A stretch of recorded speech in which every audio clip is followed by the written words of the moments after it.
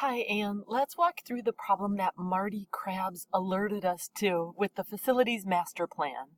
So, if I go to the college's homepage and I do a search for the phrase facilities master plan, I come to this page where we have all of the information and we have links to the executive summary and the full master plan. I'm going to click on the second one, download full master plan. That'll ask me to log into SharePoint, which I've already done. And then it takes me to this location. I can't quite figure out where this location is within the Facilities Council SharePoint site. So it says Agenda, Handouts, Meeting Notes, then / Facilities Master Plan. Okay, so let's see if we can discover where this location is. in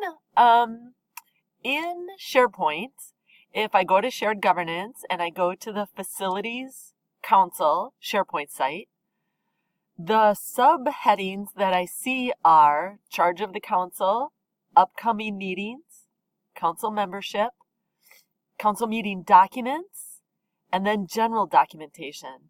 So if you remember the other screen, I don't know if this matters, but the other screen said it was taking us to Agendas, Handouts, and Meeting Notes. So I can't quite figure out where that is within our facilities site. I don't know if we rearranged something or renamed something. So anyway, that's one hurdle to overcome. The other thing is under this section called General Documentation, you can see that we have the FPIC Facilities Master Plan subsection. But within that subsection, we actually don't have the full master plan. So, Marty's original problem was the link from the regular website should give someone access to the full master plan. It should give an internal stakeholder access to the full master plan.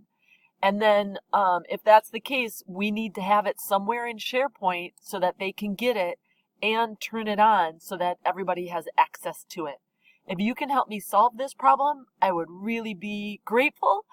Any input that you have would be welcomed. Feel free to email me any solutions that you can think of.